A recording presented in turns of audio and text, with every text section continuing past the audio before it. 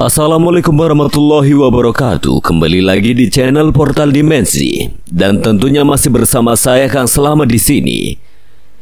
Kali ini Kang Selamat akan membawakan kisah yang berjudul Bisikan Gaib Gunung Semeru.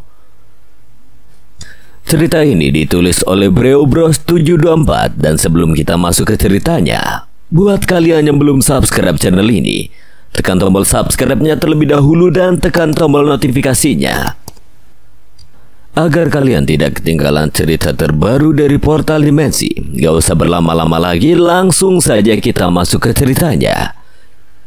Bisikan Gaib Gunung Semeru.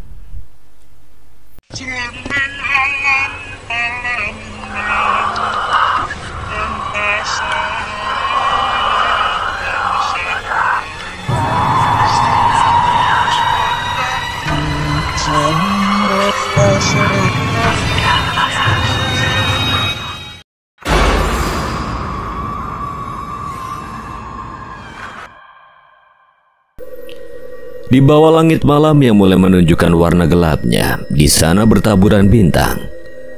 Sekelompok pria yang sedang berkumpul di teras rumah milik salah satu teman mereka. Rumput liar di halaman rumah bergoyang lembut diterpa angin. Suasana malam itu tenang, namun penuh dengan malam kala itu. Ada bayangan petualangan yang tidak lama lagi akan mereka jalani. Di sana sudah ada Haksa, Hervey, Hadza, Antonio, Kevin, Arthur, Sam, Hakim yang sedang mempersiapkan diri untuk pergi mendaki, Ogir, dan Arzam. Arzam pun ikut menjadi pengawas untuk para anggota yang akan pergi mendaki dan mempersiapkan barang-barang perlengkapan untuk berangkat beberapa hari lagi menuju tempat pendakian. Rencananya mereka akan pergi mendaki Gunung Semeru. Semeru adalah sebuah gunung berapi berbentuk kerucut yang terletak di Jawa Timur, Indonesia. Gunung Semeru merupakan gunung tertinggi di Pulau Jawa dengan puncaknya Mahameru, 3.744 meter di atas permukaan laut. Di sini Arzam dan Ogir, selaku pengurus dan pendamping mereka untuk pergi ke Gunung Semeru, sedang memberikan sebuah bayangan atau penjelasan singkat tentang keadaan di sana yang akan mereka hadapi bersama nanti. Jadi sebelum kalian benar-benar siap untuk mendaki, kesehatan harus diutamakan. Karena banyak tenaga yang akan digunakan selama perjalanan nanti. Gue harap di antara kalian jangan ada yang sakit demi keselamatan kalian semua. Sambil menyesap segelas kopi susu hangat, Arzam menjelaskan tentang apa yang harus mereka siapkan nanti selain perlengkapan logistik dan medikal. Salah satu laki-laki yang di sana mengangkat tangannya untuk bertanya. Dia adalah Sam, pemilik rumah yang dijadikan tempat berkumpul mereka semua. Selain itu apa lagi? Ogir melirik dari ujung pria sebelah kiri lalu ke kanan. Dia menghela napas pelan. Kalau naik ke atas usahain jangan pakai sarung. Situ mau mendaki atau ngangon ayam? Sindir Ogir pada Kevi yang bersarung motif kotak-kotak dengan santai memakan gorengan membuat yang lain tertawa. Positif thinking aja, siapa tahu si Kevi beneran mau ngangon ayam di atas gunung nanti. Tadi pagi dia masukin makanan ayam tuh di tas. Tambah Hadza semakin membuat tawa mereka pecah. Jiwa mereka memang receh. Sereceh uang recehan 500 perak. Namun Hervey yang ikut tertawa kini terdiam seketika ingat sesuatu. Gue, Haksa sama Antonio kan pemula, jadi belum tahu banyak soal ini. Kita cuma dengerin cerita para suhu-suhu yang pernah naik ke gunung, katanya sih seru, ucapnya sambil melirik teman di sampingnya. Suhu yang Hervey maksud adalah Hakim, Sam, Kevi, Aser, dan Hadza, yang sering pamer dan menceritakan pada mereka betapa serunya mendaki sebuah gunung dan berhasil membuat 3 orang temannya ini penasaran dan ingin ikut serta mendaki kali ini. Arzam dan Ogir yang mengerti mengangguk paham. Nanti sebelum naik ke atas kalian ikutin aja arahan dari pendamping dan leader kalian. Tenang, di sana bakalan seru dan kalian bakal dapat pengalaman baru setelah di atas puncaknya, kata Arzam diikuti anggukan oleh Ogir. Haksa membenarkan posisi duduknya lalu bersandar di kusen pintu rumah Sam. Bang, mau tanya, gue gabut soalnya. Kalian pernah jadi pemandu para pendaki gunung kemana aja selama ini? Lah iya, ceritain dong bang, spill juga tempatnya, siapa tahu nanti gue sama yang lain mau ke sana. Saud Sam yang diam-diam sudah menghabiskan segelas kopi buatannya. Dua pertanyaan dari Hasa dan Sam membuat sudut bibir Ogier terangkat, membuat seringai tipis di wajah tampannya. Begini, ini si Arsam nggak perlu diajak ya. Gue tuh pernah naik ke sebuah gunung paling indah dan nggak bikin nyesel nantinya. Jeda Ogier semakin membuat para pria di depannya ini semakin penasaran dan ingin tahu. Tapi tidak pada Arzam karena dia tahu arah pembicaraan ini.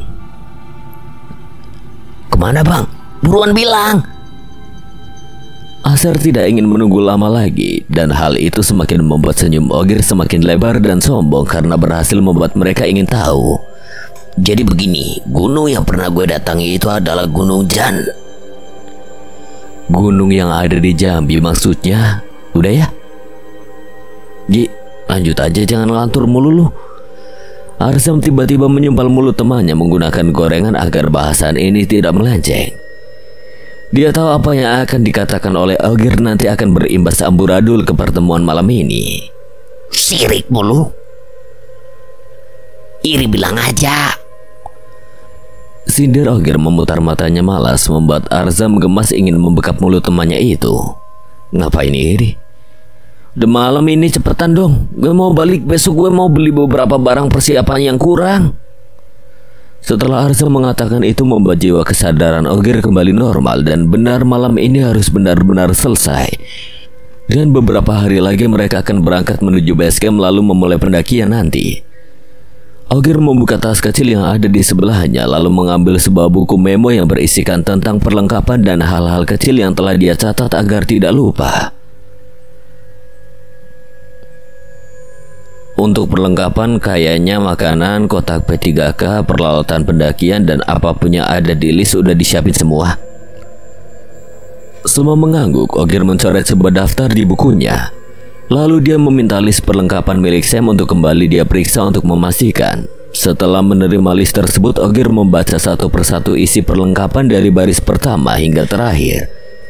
Namun ketika membaca di bagian tengah, alis pria itu terangkat merasa sedikit aneh. Kenapa Gi? Buset, yang nulis ini siapa? Segala bedong, pampers dan peralatan bayi dibawa. Kalian... Kata-kata Arzam terhenti, tidak mampu melanjutkannya. Namun detik berikutnya dia kembali bersuara. Ganti nama tim aja lah kalian. Tim bayi kocak aja dah. Heran, tadi ada yang mau ngangon ayam di gunung, sekarang bawa peralatan bayi.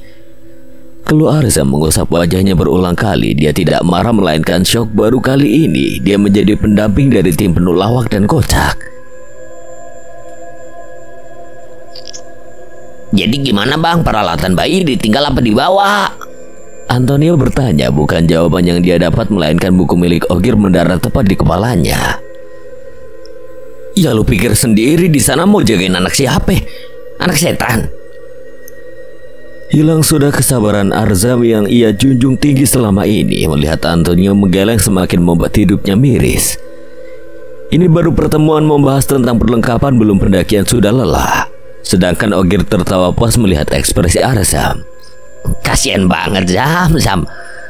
Oke, gue anggap semuanya udah lengkap ya. Nanti H-1 pas berangkat diperiksa lagi perlengkapannya. Takutnya ada yang hilang diambil kucing, kata Ogier mengambil kembali bukunya dan memasukkannya ke dalam tas, merapikan barangnya sebelum bangkit dari duduk. Gue sama Arzam balik dulu ya. Mulai dari sekarang jaga kesehatan, sekalian ngisi tenaga biar kuat nanti pas naik ke atas. Ogier berpesan lalu bersama Arzam berpamitan pulang kepada Sam dan yang lainnya. Setelah dua orang yang akan menjadi pemandu mereka nanti sudah pulang, mereka berseru dan mulai berbisik tentang kepergian nanti.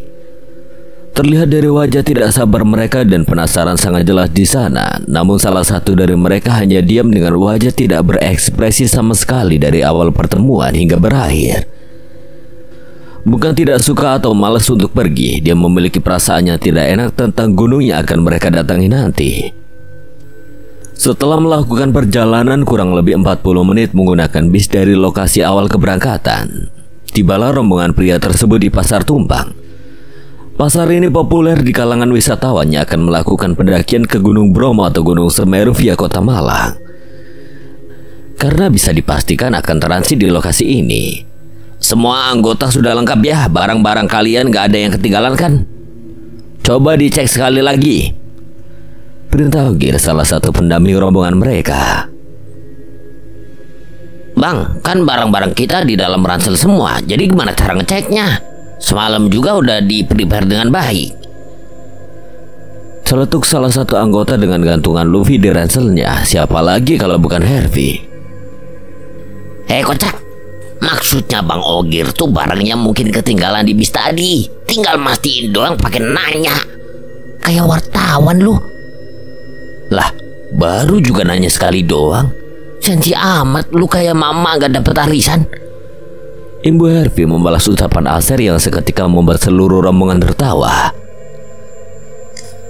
Udah guys, bercandanya nanti lagi, oke? Sekarang kita jalan ke sana yuk. Sudah ditungguin sama sopir mobil jeepnya. Tita Arzam, anggota pendamping kedua setelah Ogir, mereka pun mengikuti perintah Arzam sambil berjalan menuju dua jeep berwarna hitam. Nah, ini dia mobilnya. Sekarang kalian bisa pilih mau naik mobil yang mana terserah.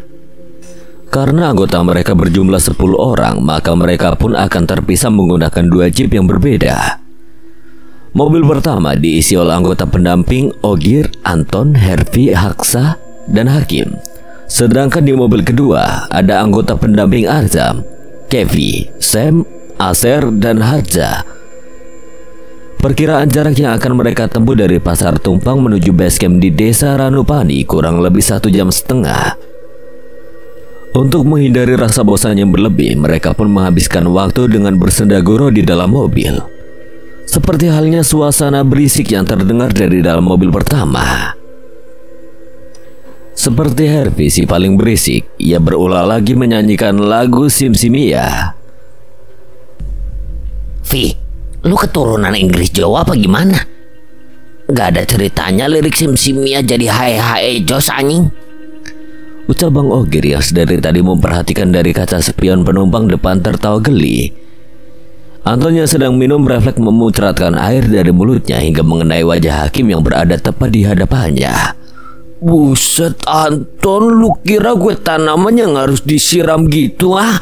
Basah semua muka gue, kocak. Maaf bro, gue tadi pengen ketawa dengan ucapan Bang Ogir. Maaf kalau kata Sherina mah. Pergilah kau pergi dari hidupku, anjay nyanyi. Udah Kim, keluarin aja si Anton dari tim kita, kagak ada sopan santunya sama leader. Lu jangan kompor kuaci tanpa kulit. Kalian bisa diem gak berisik, tahu kepala gue makin pusing nih, rasanya pengen muntah. Haksa yang sedari tadi diam kini mulai bersuara. Ternyata bocah itu tidak banyak bicara dikarenakan dia sedang mabuk naik mobil jeep. Lu mual sa? Wah kurang nyabu ayam ini anak. Jaga ucap lu. Gua anak alim, gak usah nyabu nanti dosa. Loh, sejak kapan nyara bubur bikin dosa? Hervey yang duduk di sebelah Anton pun langsung menepuk bahunya.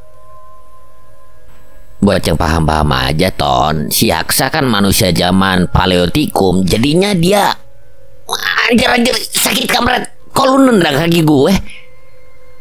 Protes Hervey pada Haksa yang duduk di hadapannya. Ya lu diem, mual gue dengernya.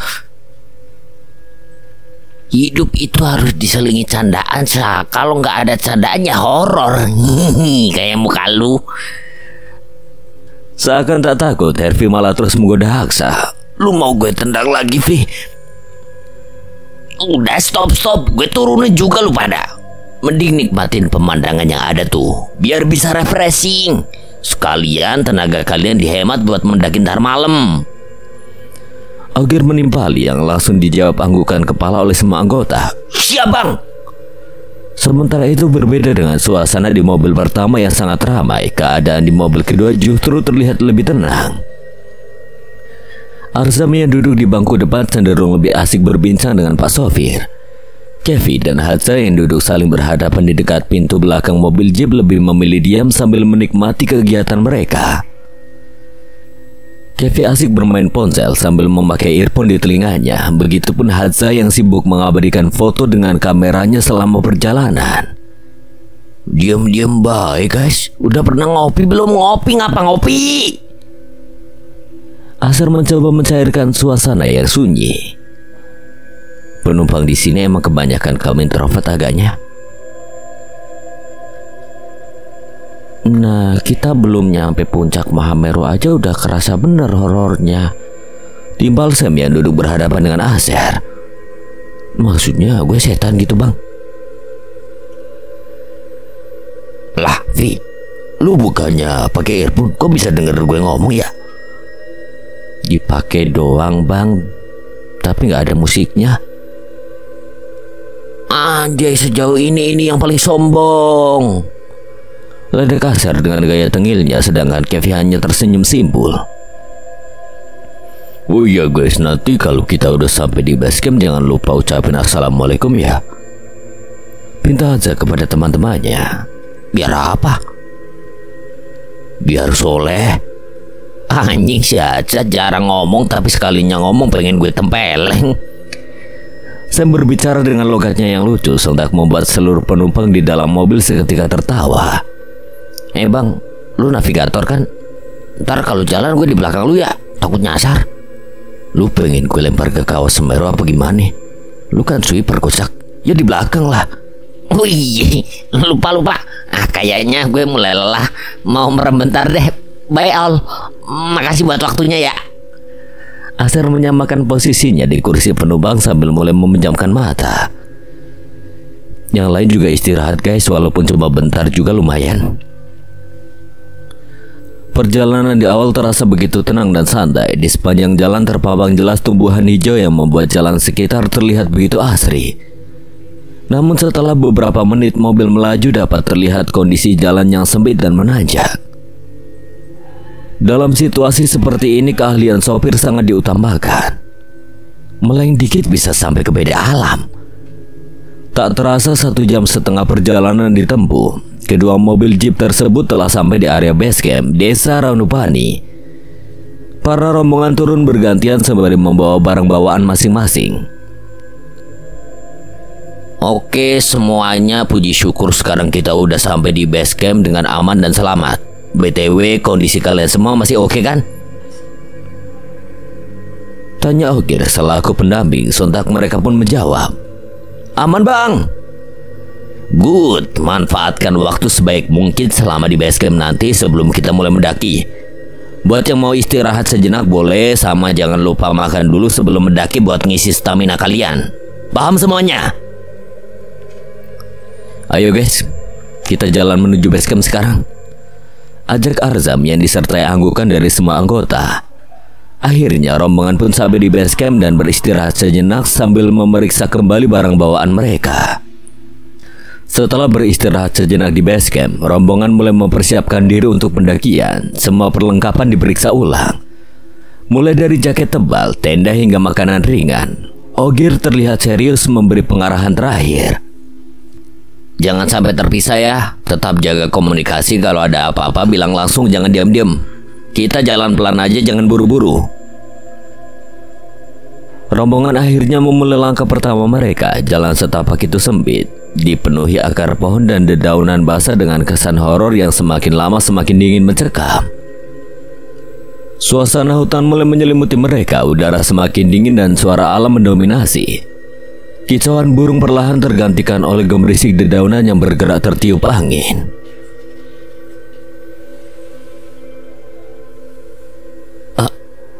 Lo dengar gak?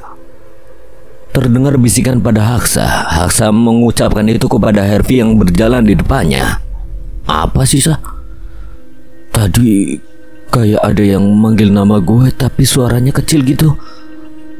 Bisa aja lo, itu cuma suara angin kali. Hervi santai meskipun ia tanpa sadar mempercepat langkahnya. Mereka terus mendaki melewati jalur yang semakin menantang. Saat rombongan mencapai sebuah tikungan tajam, Hadza berhenti mendadak. "Kenapa, Za?" tanya Hakim yang berada di posisi paling depan.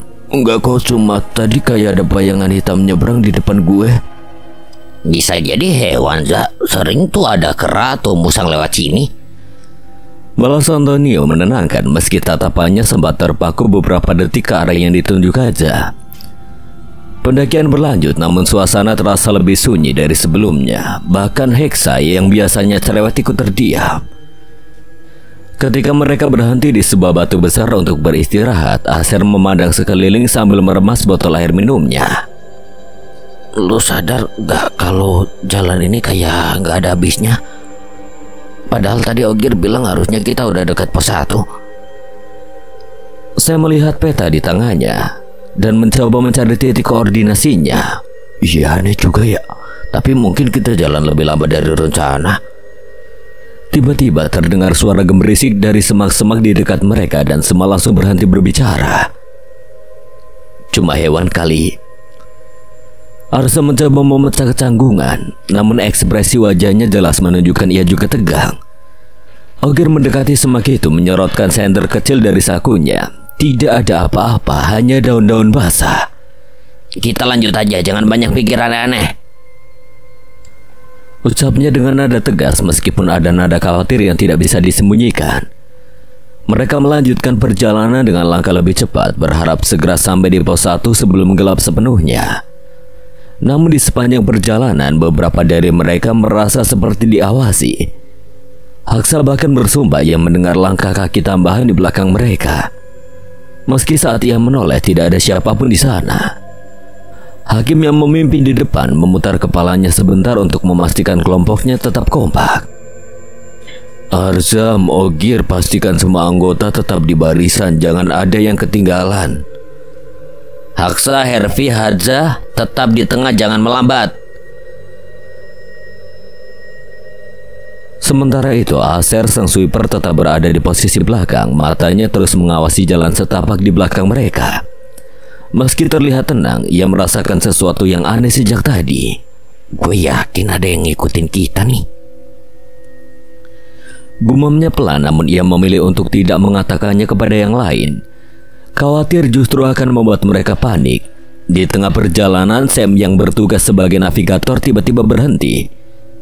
"Hakim, ada yang aneh di sini. Kompasnya terus berubah arah. Padahal kita lagi di jalur yang seharusnya lurus ke utara." Saya menunjukkan kompas yang bergerak tidak menentu. Antonio yang memegang perlengkapan logistik mendekat. "Bisa jadi karena gangguan medan magnet, tapi kalau gitu kita harus segera cari lokasi yang aman buat berhenti. Logistik kita cukup buat bermalam kalau perlu." Kevin sebagai tim medis ikut mendekati kelompok inti. "Kita harus tetap waspada, jangan terlalu maksain diri. Kalau ada yang ngerasa capek atau gak enak badan, bilang aja."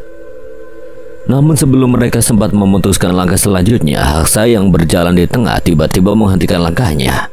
"Dengar itu!" serunya dengan wajah pucat. Semua terdiam. Suara langkah kaki itu terdengar lagi, jelas dan teratur, seolah-olah ada seseorang yang mengikuti mereka. Namun begitu mereka menoleh seperti sebelumnya, tidak ada siapapun. Hervi merapat ke Hadza, mencoba mengabaikan rasa takut yang mulai merayap. "Ini cuma suara gema dari langkah kita kan, jangan terlalu dipikirin," katanya. Meski nada suaranya terdengar ragu, Hakim mengambil keputusan cepat. "Kita tetap jalan, jangan berhenti terlalu lama. Sam tetap arahin jalur walau kompas lu aneh. Ogir, pastikan semua anggota tetap bersama dan Aser.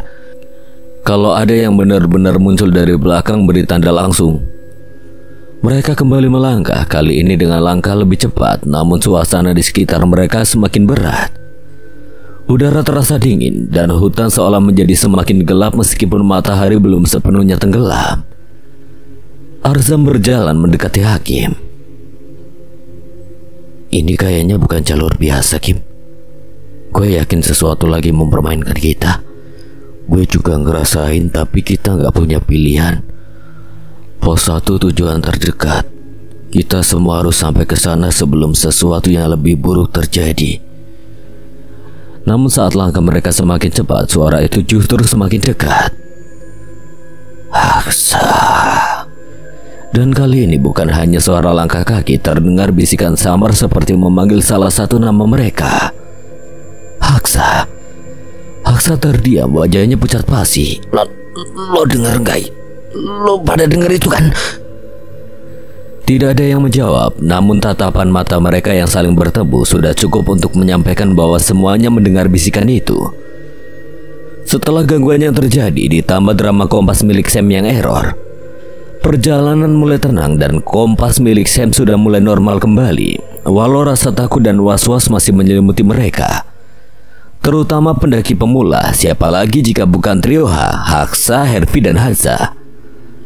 Mereka semua melanjutkan perjalanan untuk sampai di pos 2. Rencananya Hakim akan mengajak semua anggota untuk beristirahat sebentar di pos 2 dan melanjutkan perjalanan hingga pos 4 Ranukumbolo dan berkemah di sana. Mungkin insiden tadi adalah ulah penunggu Semeru yang hanya iseng atau jahil untuk menghukum mereka yang melakukan kesalahan tanpa disadari. Mereka tidak tahu, hanya berusaha berpikir positif bahwa itu semua adalah faktor alam. Pos 2 sudah di depan mata, tinggal beberapa langkah lagi. Bang, gue pengen pipis. Tahan bentar, Vi. Tuh di pos depan ada toilet. Toilet semak-semak. Arzam terkekeh kecil mendengar perkataan Hakim. Kevi menggelengkan kepala mendengarnya. Sampai mereka di pos 2, semua anggota mengistirahatkan tubuh mereka masing-masing. Ada yang sedang mengipaskan selembar daun ke wajahnya, yaitu Aser. Ada juga yang tengah duduk bersandar ke batang pohon, Haksa dan Haza. Sementara Hakim, Arham, Kevi, Sam, dan Ogir sedang duduk santai sambil memperhatikan sekeliling.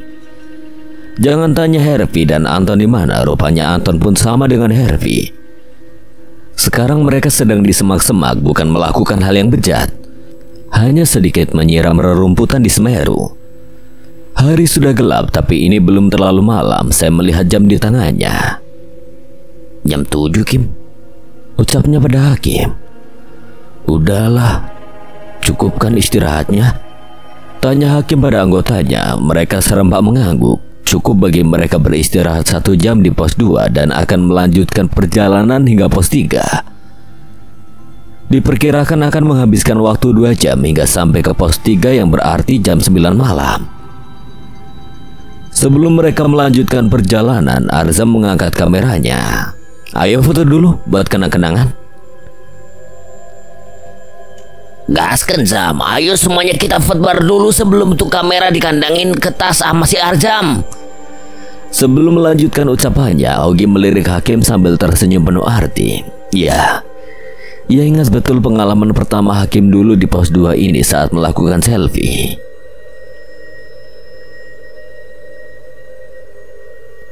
Kim, lu ikut nggak? Hakim yang melihat lirikan Ogi dan seruannya berdehem pelan dan mengangguk. Semuanya berkumpul untuk berfoto. Setelah mendapatkan beberapa foto yang mereka inginkan, Hakim menginterupsi anggotanya. Headlampnya dipakai dan nyalain senter kalian. Kita lanjutin perjalanan yang masih panjang ini. Di perjalanan menuju pos 3, udara semakin dingin. Mungkin karena waktu semakin larut dan semakin dekat dengan puncak Mahameru.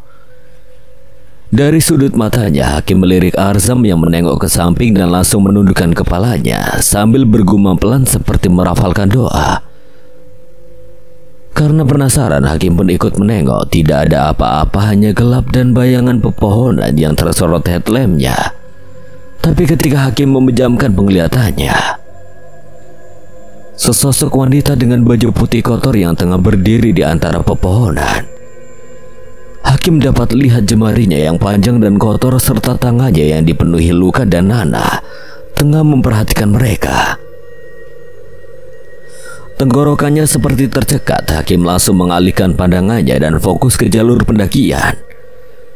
Untung saja dia tidak melihat wajahnya. Hal seperti ini sudah biasa baginya. Karena ini bukan pertama kalinya, tapi tetap saja bikin merinding dan sekarang telapak tangannya mulai berkeringat.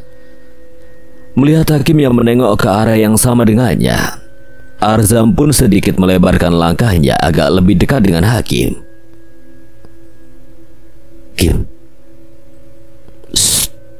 Ucap Hakim yang dapat menebak apa yang akan Arzam katakan. Tetap tenang, jangan bikin yang lain panik.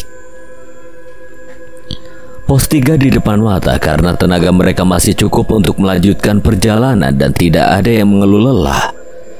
Pos 3 terlewati begitu saja. Mendengar gerasa gerusuk dari belakang, Hakim membuka suara tanpa melihat ke belakang. Kalian jalannya pelan-pelan aja, apalagi trio H. Kalian kan pemula, santai aja. Barisan belakang yang mendengar ucapan Hakim sedikit mengerutkan keningnya bingung karena dari tadi mereka berjalan dengan tenang. Walaupun merasa aneh, tetap saja mereka mengiyakan ucapan sang leader. Kim, ini kita mau ngecamp di Ranukumbolo atau Cemoro Kandang? Jangan heran karena saya bertanya seperti itu. Hakim memang sudah merencanakan persinggahan mereka malam ini. Tapi itu hanya di dalam kepalanya, belum terucap oleh mulutnya seseorang dari mereka menimpali. Ranukumbolo aja Kim, kasihan nih 3 bayi udah lemes gini jalannya, pasti udah ngantuk mereka. Ujar Aser yang memperhatikan semua anggota di depannya. Anggota inti langsung mengalihkan perhatian ke arah trio H. Apa sih, kagak? Saut ketiganya merasa terfitnah. Mendapatkan respon seperti itu, Aser tergelak receh, dan yang lainnya memandang malas ke arah Aser. Yaelah canda, gue butuh hiburan dikit. Diem-diem baik dari tadi. Ya, kita bermalam di Ranukumbolo. Hakim menjawab pertanyaan Sam dan Aser yang sempat terjeda. Perjalanan terus berlanjut hingga jam menunjukkan pukul 20:20 malam. Mereka semua refleks melihat ke belakang. Ternyata Aser terpeleset dan jatuh terduduk miring. Aser! Ucap semuanya panik. Sebagai anggota medis, Kevin dengan gesit langsung menghampiri Aser disusul dengan yang lainnya. Kevin membuka sepatu Aser dan mengecek kaki kanan laki-laki itu yang terus meringis. Kakinya kenapa bang? Terkilir nih.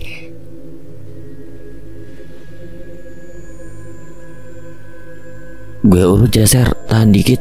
Kekilir doang ini, untungnya kaki lo gak ada yang luka. Selesai mengurut kaki Aser, Kevin mengoleskan krim yang ia bawa agar sakitnya berkurang dan memasangkan kembali sepatu temannya itu. Masih kuat jalan gak Ser? Kalau gak kuat, Anton mau gendong lu katanya. Anjir, kapan gue bilang gitu Gi? Tapi kalau lu benar-benar gak kuat, ayo Ser, punggung gue masih kuat buat gendong 1 babon lagi. Asa menimpali. Bener tuh bang, tas bang Anton biar gue yang bawa. Bagi mereka yang melihat interaksi dua anak manusia ini sedikit tersentuh, terutama Aser. Dia menatap keduanya sambil tersenyum.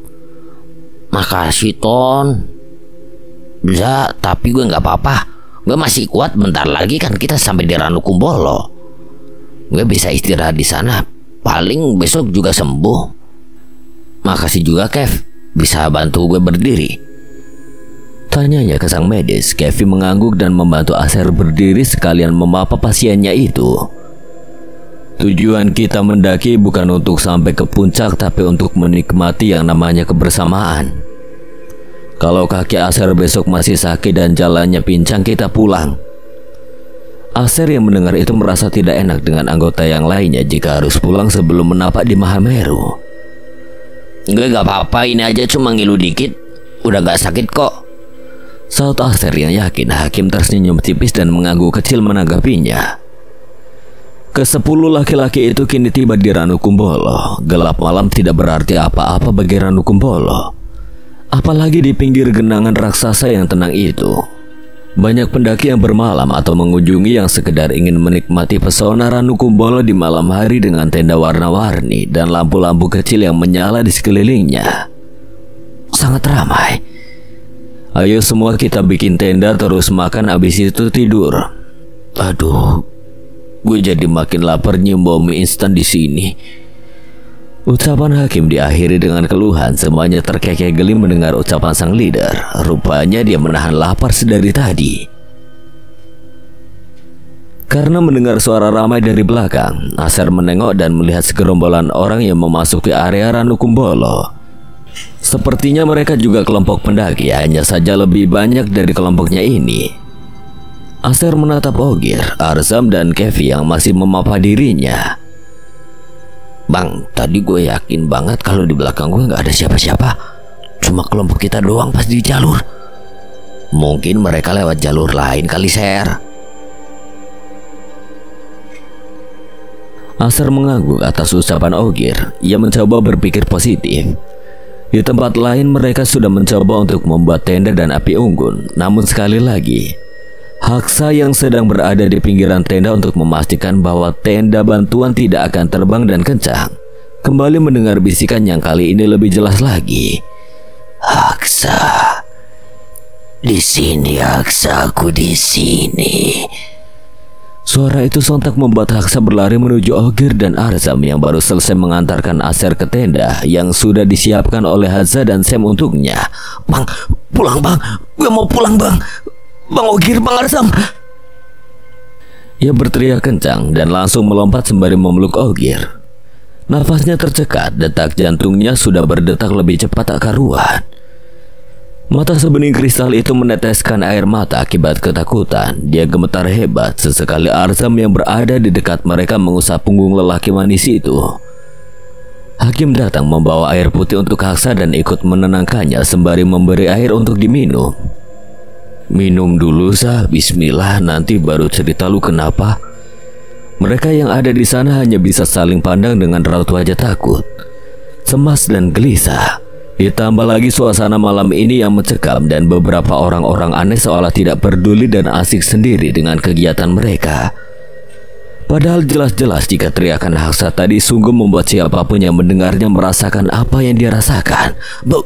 Bang, tadi dia manggil nama gue, Bang. Dia bilang dia ada di sini, Bang. Gue takut. Dia siapa, Bang? Tolong. Ucapan Haksa sontak membuat Arzam, Ogir, dan Hakim diam mematung, tapi tidak dengan ketujuh orang lainnya yang tampak bingung serta ketakutan. Anjir, siapa? Anu Mbak Kunti. Anjir, jangan bercanda lu. Gue ngeri jadinya, pulang yuk.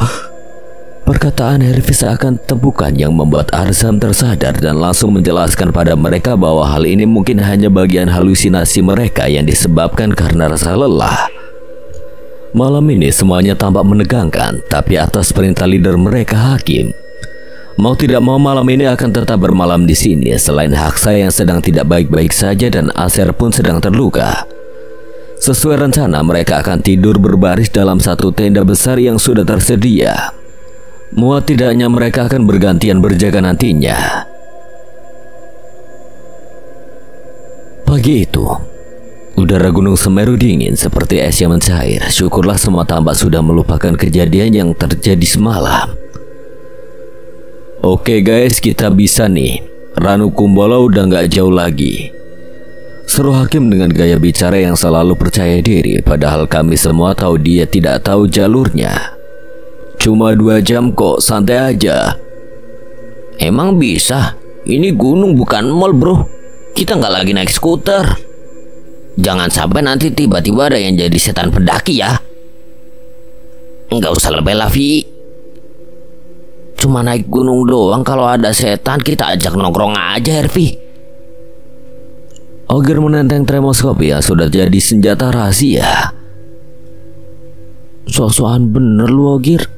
Gue takutnya ntar lu malah cosplay barongsai. Banyak-banyak dikir kata gue teh. Ucap Kevi sambil bawa tas yang segede gaban itu. Gue lebih takut sama Rancol Antonio nih. Itu bawa logistik cukup buat setahun dah.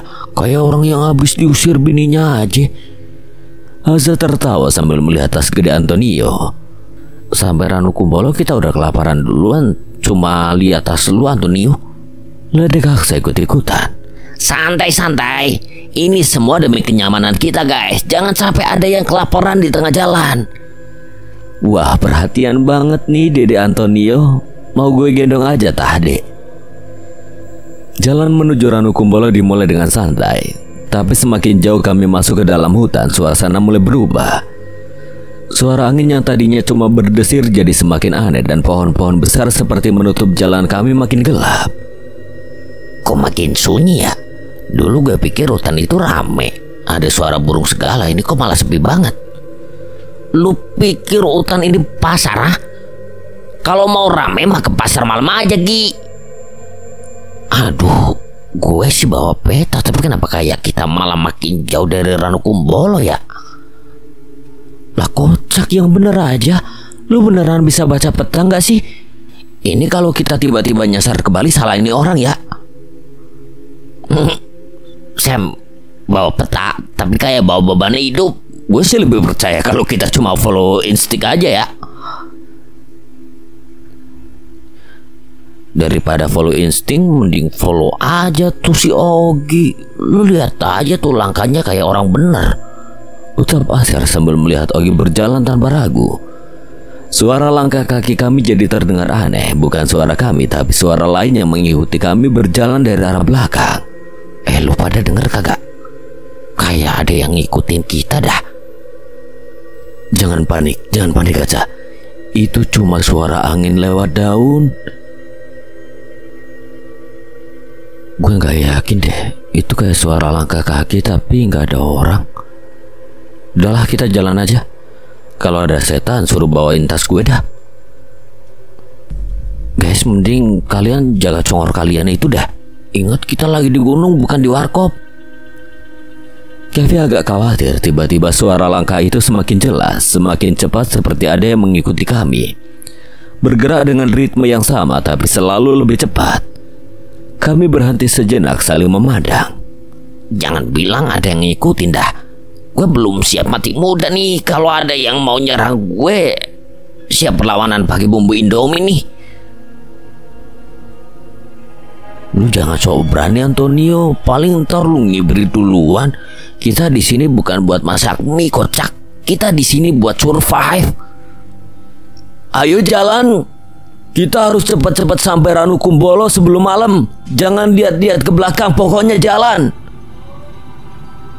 Kami langsung lari. Suara langkah itu semakin mendekat, makin jelas dan makin cepat. Kami berlari secepat mungkin, tapi kadang ada rasa takut yang menghantui suara langkah itu dan terus mengikutinya. Bro, gue rasa lebih cepat lari daripada nungguin sampai Ranukumbolo dah. Canda Haksa sambil ngos-ngosan. Yoi, tapi hati-hati, lu pada jangan sampai ada yang jatuh kayak aja ya. Jawab Ogir sambil lihat Haza yang hampir terpleset. Apa sih, gue bukan jatuh, gue cuman kena batu. Lu tuh pada kayak setan suka ngejat. Jaga congor lu itu. Kalau tiba-tiba ada yang kesurupan, mau kaget lu pada. Kevi dari tadi fokus tapi agak gemetar dikit. Keterusan berlari, akhirnya kami sampai di Ranukumbolo. Tapi keadaan gak jauh lebih baik. Tenda kami langsung didirikan, tapi suasana yang mencekam tidak menghilang. Semua serba diam, hanya suara angin dan hawa sekitar yang makin terasa dingin. Kenapa sih suasananya makin aneh? Gue yakin kita udah sampai kok, tapi kok nggak ada orang sama sekali ya? Ya, nggak ada yang camping bro. Cuma kita doang deh, gue rasa mereka takut sama kita kali ya. Tapi saat kami duduk, tiba-tiba suara langkah kaki itu terdengar lebih keras lagi.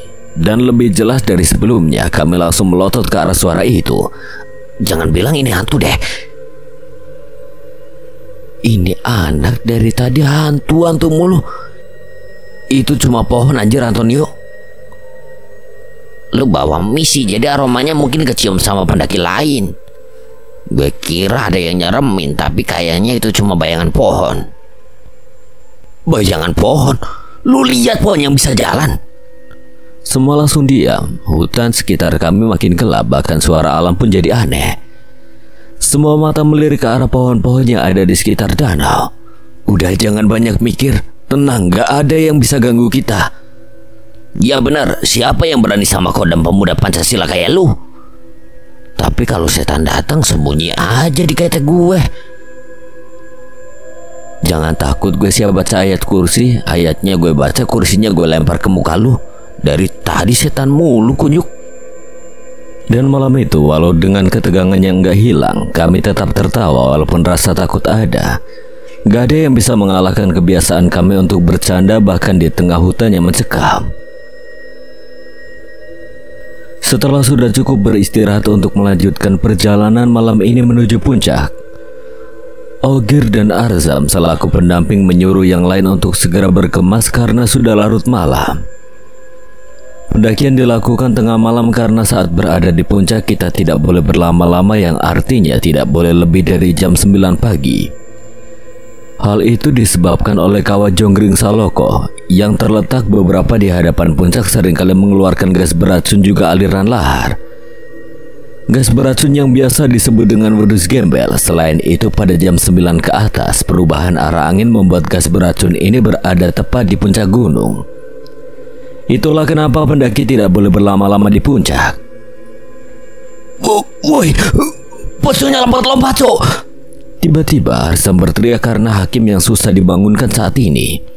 Padahal yang lainnya sudah bersiap dengan tongkat dan tas ranselnya. Saat Arzam asik berteriak dengan heboh, tiba-tiba dia mendapatkan lemparan topi Hakim tepat berada di mukanya.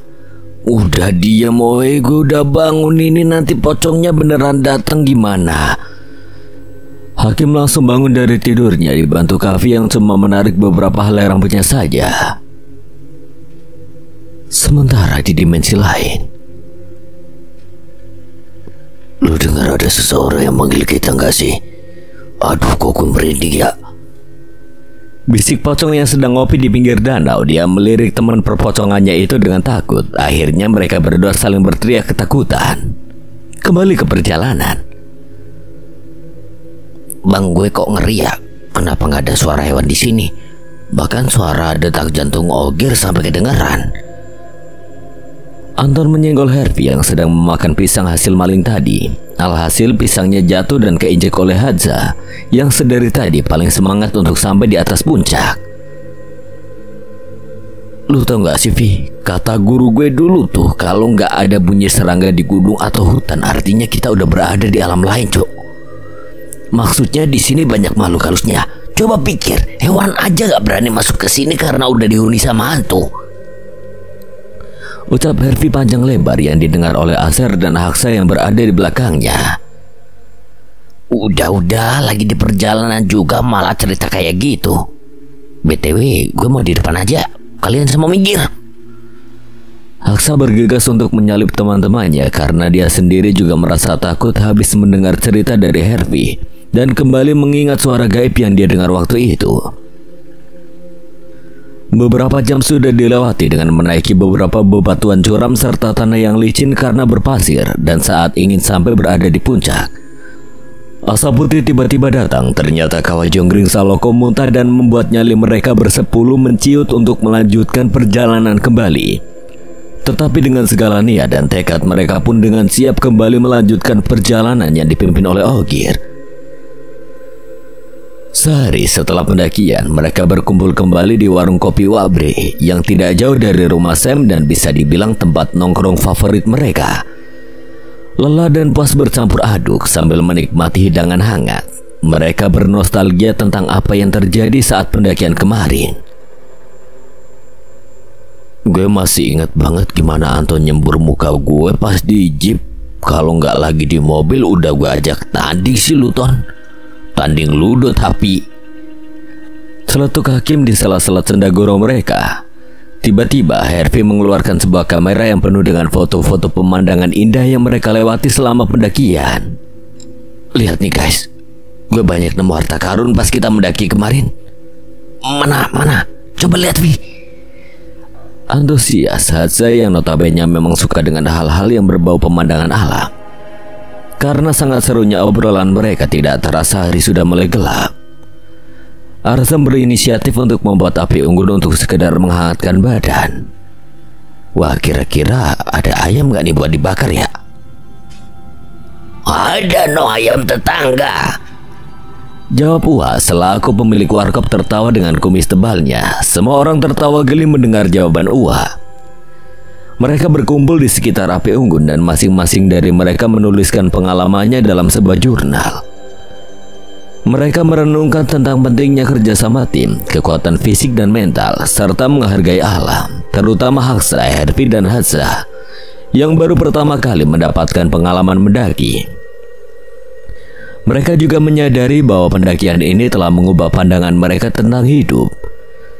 Setelah selesai menulis jurnal, mereka memutuskan untuk berbagi cerita horor yang pernah mereka alami selama pendakian. Satu persatu mereka bergantian menceritakan pengalaman mistis yang sempat membuat mereka merinding. Pas gue lagi sendirian di tenda, tiba-tiba ada suara langkah kaki di luar.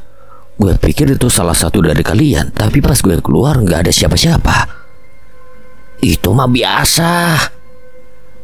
Nih, dengerin ya Cap. Gue pernah lihat kuntilanak lagi nyuci baju di sungai. Timbal Asher dengan santai membuat semua orang tertawa terbahak-bahak. Tiba-tiba Wai yang sedari tadi hanya mendengarkan ikut bersuara. Kalian mah biasa. Gue pernah ketemu pocong lagi ngantri beli bakso di warung sebelah. Semua orang terdiam sejenak lalu kembali tertawa terbahak-bahak. Mereka menyadari bahwa meskipun pengalaman horor itu sempat membuat mereka takut, namun pada akhirnya semua itu hanyalah cerita lucu yang bisa mereka kenang bersama. Gue tiba-tiba kepikiran gimana ya kalau kita ngumpulin dana buat beli bibit pohon buat nanam balik area sekitar gunung yang gundul. Wih, ide bagus tuh. Tumben lu waras kalau gini bang. Celetuk Haksa membalas Sam yang sedari tadi asik memakan gorengannya. Jadi selama ini lu pikir gue gak waras apa? Kocak. Sam melempar sarung ke arah Haksa yang tak dari mana dia dapat. Ogiri yang sedari tadi mendengar obrolan mereka hanya bisa tertawa sambil menggelengkan kepala sambil menyesap segelas kopinya. Setelah berbagi cerita dan pengalaman, mereka menatap langit malam yang penuh bintang. Sam merasa ada sesuatu yang ingin ia sampaikan. Guys, selama pendakian ini kita nggak cuma dapat pengalaman seru, tapi juga banyak pelajaran hidup. Kita belajar tentang kerjasama, keberanian, dan pentingnya menjaga alam. Tapi yang paling penting kita belajar untuk saling menghargai dan menyayangi. Dan jangan lupa kita juga belajar tentang pentingnya humor. Anton tertawa, mereka semua mengangguk setuju. Mereka menyadari bahwa pengalaman mendaki gunung ini telah mengubah hidup mereka menjadi lebih baik. Mereka berjanji akan selalu mengingat momen-momen indah ini dan akan terus menjaga alam serta menjalin persahabatan mereka. Sekian dan terima kasih buat Brebros724 yang telah mengizinkan saya membawakan ceritanya. Apabila ada kesalahan atau kekurangan, Kang Selamat memohon maaf sebesar-besarnya. Dan akhir kata, Kang Selamat pamit undur diri. Wassalamualaikum warahmatullahi wabarakatuh. Sampai berjumpa lagi.